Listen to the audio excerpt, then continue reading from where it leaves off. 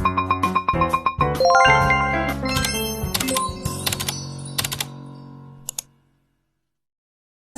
warahmatullahi wabarakatuh. Waalaikumsalam warahmatullahi wabarakatuh. Selamat siang semuanya. Siang, Kak. Bagaimana kabarnya hari ini? Alhamdulillah, luar biasa, Allahu Akbar. Sebelumnya kami ucapkan terima kasih karena kalian sudah bersedia hadir untuk mengikuti konseling kelompok pada siang hari ini. Sebelum kita memulai kegiatan pada siang hari ini, ada baiknya kita berdoa terlebih dahulu agar diberi kelancaran. Berdoa dimulai.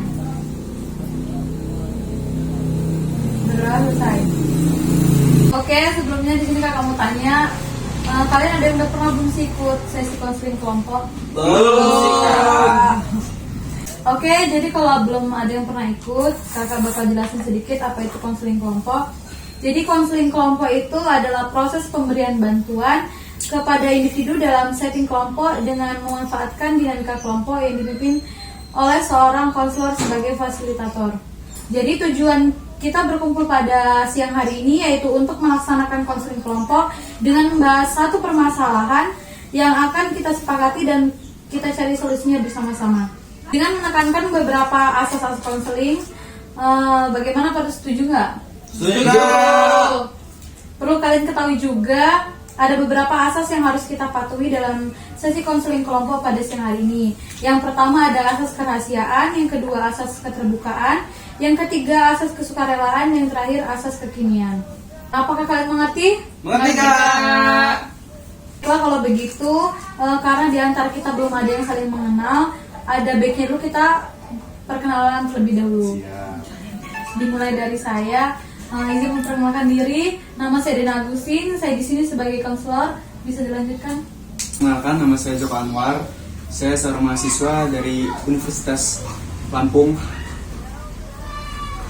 Diri, nama saya Udin Prayoga. Saya berasal dari kampus UPB.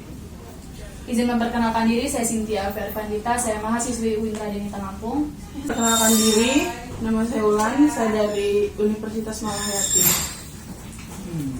Kalau udah perkenalan, sebelum kita mulai sesi konseling pada siang hari ini, ada baiknya dulu kita mengucapkan janji asas kerahasiaan bersama-sama.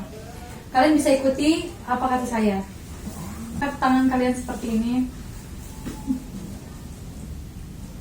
Saya berjanji apapun yang dibahas atau dibicarakan dalam kelompok ini tidak akan saya bicarakan dengan orang lain di luar kelompok ini. Dan apabila saya melanggar janji, saya bersedia untuk menerima sanksi sesuai kesepakatan kelompok. Cukup. Kita mulai, ada baiknya kita menyepakati waktu terlebih dahulu. Menurut kalian waktunya berapa menit? 30 menit. Bagaimana, yang lain setuju? Setuju, Kak. Oke, sesi konselingnya kita mulai. Sekarang boleh kalian ceritain masalah kalian masing-masing. Dimulai dari Joko. Masalah saya itu ini, Kak. Saya suka merasa dendam ketika ada orang yang suka menyinggung saya. Oke. Kalau Udin? Susah banget tidur cepat gitu sih. Kadang terus saya ini. Jadi kalau mau tidur cepat itu banyak aja godaannya, ya diajak kawan mabar lah, ya susah tidur lah, ya gitulah Kak pokoknya. Kalau Cynthia sendiri? Saya malas ngerjain tugas, Kak. Jadi ya udah saya biarin aja, ngapain numpuk. Keren. Yang terakhir masalahnya? Nah itu Kak, kalau saya mengeluarkan uang itu suka nggak tahu gitu loh arahnya kemana. Jadi tiba-tiba habis aja duit itu. Oke. Karena tadi kalian sudah menyebutkan masalahnya masing-masing. Nah, di sini kakak ingin kalian memberikan pendapat mengenai masalah siapa yang akan kita bahas pada sesi kelompok pada siang hari ini. Izin memberi pendapat, kalau menurut saya sih masalah Joko sih Kak, karena masalah Joko ini harus segera ditangani lah gitu. Iya, takut merugikan dirinya sendiri. Oke. Setuju. Bagaimana dengan yang lain? Apakah setuju kalau masalah Joko yang kita Setuju. Dari Jokonya sendiri, apakah bersedia untuk menceritakan masalahnya? Boleh ya? Baik, karena semua sudah setuju kalau masalah Joko yang akan kita bahas, karena menurut semuanya masalah ini cukup serius gitu kan, dan jangan ditunda-tunda. Bagaimana dengan adik-adik, apakah sudah siap? Siap. Baik, di sini kakak ingin bertanya dulu kepada Joko, apa sih yang membuat Joko sampai menyimpan rasa dendam gitu, dan hal-hal seperti apa yang membuat Joko itu sampai dendam? Begini Kak, saya tuh tidak suka jika ada orang yang membuat saya itu merasa tersinggung, karena saya sangat sulit untuk memaafkan orang lain, dan hal itulah yang membuat saya menjadi dendam dengan orang yang sudah membuat saya tersinggung. Jadi Joko itu tidak suka jika ada yang membuat Joko tersinggung, karena itu bisa membuat Joko menjadi dendam. Dan Joko juga sangat sulit untuk memaafkan orang lain gitu kan. Nah, itulah tadi penyebab Joko menjadi dendam dengan orang lain. Mungkin dari teman-teman yang lain ada yang ingin memberikan masukan untuk Joko, dipersilakan. Saya izin memberikan pendapat. Menurut saya dendam itu tidak baik disimpan terlalu lama karena bisa membuat penyakit hati. Iya, betul sih kalau itu. Bagaimana yang lain? Apa tanggapannya? Saya Kak, benar sekali apa yang dikatakan Wulan tadi, karena sebenarnya orang yang menyimpan rasa dendam itu nggak ada untungnya juga, dan juga bisa membuat pikiran dirinya sendiri terganggu. Saya Kak, kalau dari saya ini, kamu tuh sebaiknya berpikir positif kepada orang-orang gitu kan. Mungkin ada sebabnya dia kayak gitu sama kamu kan. Terus menurut pandangan kamu beda juga. Jadi kamu harus berpikir positif agar kamu tuh bisa memunculkan rasa timbul untuk memaafkan orang itu. Saya Kak, jika menurut saya sih, jika ada yang ngebuat Joko tersinggung, cobalah mikir tuh kalau mereka tuh cuma sekedar bercanda doang gitu loh, biar kamu juga nggak terlalu terbawa dendam gitu sama mereka. Coba juga untuk memaafkan orang lain yang udah ngebuat kamu tersinggung. Dengan pendapat dari teman-teman semua, karena itu benar, dendam itu tidak baik.